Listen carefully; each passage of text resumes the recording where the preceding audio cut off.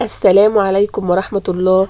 ازيكم حبايبي؟ عاملين ايه؟ يا صباح الرنجة، يا صباح سلطة الرنجة والطبق التحفة اللي يجوع اي حد شبعان. اول حاجة نقول بسم الله الرحمن الرحيم، وعايزين يوم ناخد اجازة من البوتاجاز والمطبخ والبصل والطماطم والتسبيك وكل الكلام الفاضي ده. فهنعمل ايه؟ هنجيب رنجة الوزن اللي يناسب الأسرة بتاعتك. أنا معايا السمكتين دول أكتر من نص كيلو بشوية. مسكت السمكية بتاعتي، قطعت الراس بتاعتها وفتحتها من الظهر، وقطعت الديل بتاعها وشلت البطارخ، وبدأت ان انا اسلك، افصل الجلد عن اللحم بتاع السمكية. بصوا، بتسلكيها كده بالراحة، بتطلع معاكي بمنتهى السهولة. هقسم بقى السمكية بتاعتي نصين اهي. همسك الشوك الكبير ده كله اطلعه،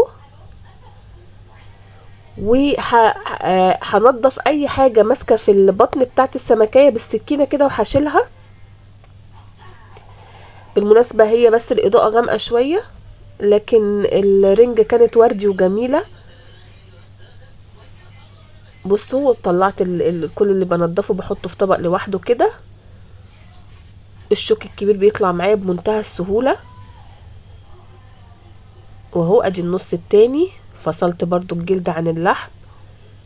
سهلة جدا، مفيش داعي خالص خالص. انا بشوف ناس بتروح تشتريها من بره متنضفة من بتاع الفسيخ او من السوبر ماركت الكبير، من الكارفور. هي مفيش داعي على فكرة، هي سهلة مش محتاجة. ما بتاخديش 10 دقايق بتكوني مفصصاها وخلياها وزي الفل. محضره بقى معايا ايه؟ بصلايه مقطعاها صغير خالص. محضره معايا فلفل اخضر، فلفل احمر الوان، لو في فلفل اصفر كمان يبقى حلو جدا. شرايح من الليمون.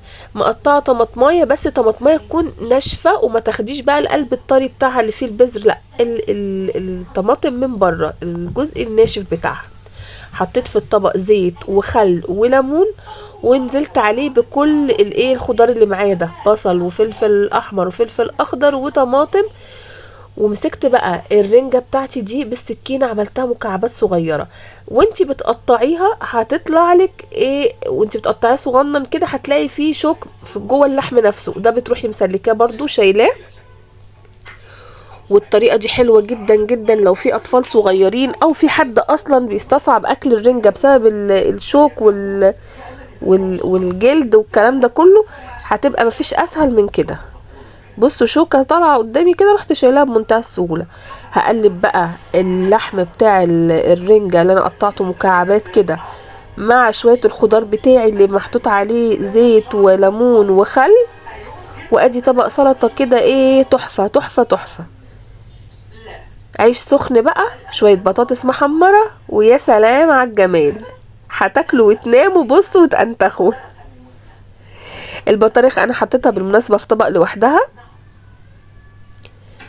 حابة تحطي عليها برضو شوية من الخضار ما فيش مشكلة، حابة تاكليها كده برضو عادي، وعليها شوية زيت وليمون برضو، وبتبقى جميلة. حطيت شرايح ليمون للي حابب يزود، والفلفل الاخضر ده لما بيكون فيه سنه كده سبايسي بيبقى تحفه. والعيش السخن معانا بقى، بصوا غمزوا بقى وعيشوا الحياه. اكله حلوه جدا جدا، مش ناقصها غير طبق بطاطس محمره.